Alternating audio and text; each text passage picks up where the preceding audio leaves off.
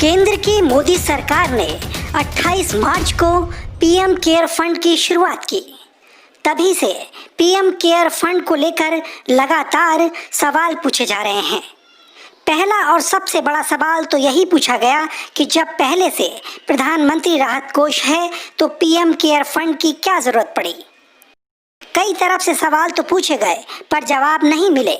फिर लोगों ने पूछना छोड़ दिया। लेकिन पिछले कुछ दिनों से कुछ नए सवाल खड़े हो गए हैं। पूछा जा रहा है कि पीएम केयर फंड में जमा पैसों का क्या इस्तेमाल हो रहा है, अब तक कितना पैसा खर्च हुआ है। इन सवालों के बहाने पीएम केयर फंड के ऑडिट की बात उठाई जा रही है, पर सरकार की तरफ से इन सवालों का जवाब भी अभी तक नहीं मिला है। पीएम केयर फंड के गठन के 80 दिन बाद 15 जून को अचानक इसे लेकर बीजेपी ने सोशल मीडिया पर एक कैंपेन शुरू कर दिया। इस कैंपेन में बीजेपी के वरिष्ठ नेता, बीजेपी प्रवक्ता, बीजेपी आईटी सेल के प्रमुख, बीजेपी के कई युवा चेहरे एक साथ कूदे। पर चौंकाने वाली बात यह है कि इस कैंपेन में कुछ जाने माने पत्रकारों ने भी अपना योगदान दिया। बीजेपी आईटी सेल के इंचार्ज अमित मालवीय ने 15 जून को सुबह 12:11 पर एक ट्वीट किया। इस ट्वीट में एक यूनिवर्सिटी की स्टडी का हवाला दिया गया है। ट्वीट में लिखा है, according to this study in last 70 years India got a total of 47,000 ventilators in public and private hospitals. With PM cares in one stroke, India will get 50,000 more ventilators. मतलब एक स्टडी के मुताबिक पिछले 70 सालों में भारत में 47,000 वेंटिलेटर्स सार्वजनिक और निजी हॉस्पिटल में उपलब्ध हैं। प्रधानमंत्री द्वारा शुरू किए गए पीएम केयर से एक झटके में 50,000 अतिरिक्त वेंटिलेटर्स देश को मिलने जा रहे हैं। न्यूज क्रेजी की ये रिपोर्ट बीजेपी के इस दावे की हकीकत जानने के लिए नहीं है। संभव है दावा सही हो, गलत भी हो सकता है, पर इस रिपोर्ट का मुद्दा यह है कि क्या बीजेपी की तरफ से एक कैंपेन चलाकर पीएम केयर फंड के बारे में पूछे जा रहे सवालों को दबाने की कोशिश हो रही है। दरअसल न्यूज क्रेजी ने जब पीएम केयर फंड को लेकर बीजेपी नेताओं और पदाधिकारियों के ट्वीट्स पढ़ने शुरू किए तो एक बात चौंकाने वाली मिली। चलिए एक एक करके देखते हैं। सबसे पहले बीजेपी आईटी सेल के हेड अमित मालवीय का ट्वीट एक बार फिर से देखिए। ट्वीट अंग्रेजी में है। लिखा है, according to this study in last 70 years, India got a total of 47,000 ventilators in public and private hospitals. With PM cares in one stroke, India will get 50,000 more ventilators. अब मुंबई बीजेपी के प्रवक्ता सुरेश नाखवा का tweet देखिए। हूबहू वही tweet, सिर्फ copy paste किया गया है। कॉमा और फुल स्टॉप का फर्क भी नहीं दिख रहा है। एक और बीजेपी नेता कुलजीत सिंह चहल का ट्वीट देखिए। ट्विटर पर कुलजीत सिंह चहल का प्रोफाइल बताता है कि वो दिल्ली बीजेपी के जनरल सेक्रेटरी हैं। इन्होंने भी पूरा ट्वीट वही लिखा है, कॉमा, फुल स्टॉप और एक्सक्लेमेटरी साइन भी नहीं बदला है। बीजेपी महिला मोर्चा के सोशल मीडिया डिपार्टमेंट की इंचार्ज प्रीति गांधी का ट्वीट भी देखिए।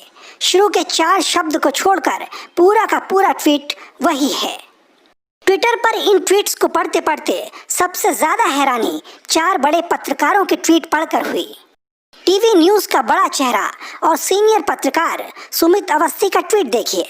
सुमित अवस्थी ने शुरू के 5 शब्दों में बदलाव किया। बाकी का ट्वीट वही हूबहू है जो बीजेपी नेताओं और आईटी सेल के लोगों ने किया है। अब खुद को पत्रकार बताने वाले अभिजीत मजूमदार का ट्वीट देखिए।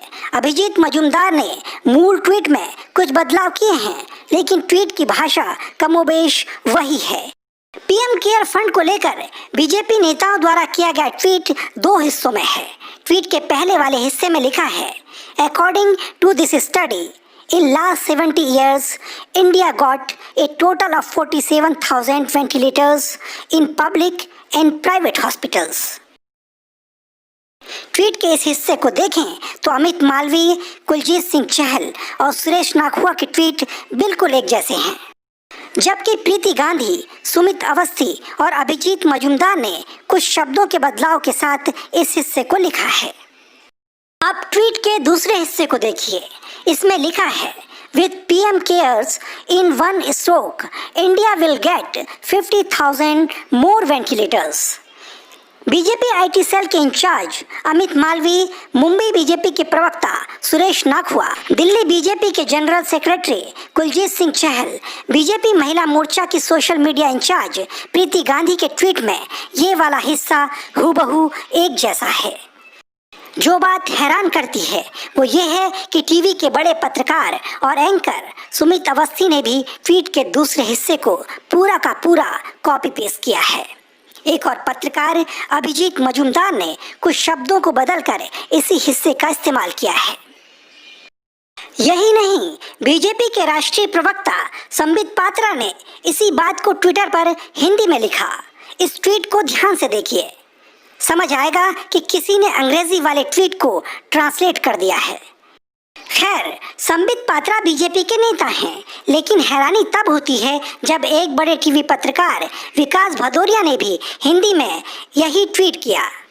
एक और पत्रकार आमोद राय ने भी ट्विटर पर यही बात शेयर की। आश्चर्य की बात है कि बीजेपी प्रवक्ता संबित पात्रा के साथ साथ दोनों पत्रकारों के ट्वीट का दूसरा हिस्सा हूबहू एक जैसा है। हिंदी में किए गए ट्वीट का दूसरा हिस्सा देखिए। इसमें लिखा है, पीएम केयर फंड से एक झटके में 50,000 अतिरिक्त वेंटिलेटर्स देश को अब मिलने जा रहे हैं। ट्वीट का ये वाला हिस्सा बीजेपी नेता और पत्रकारों ने एक ही तरह लिखा है।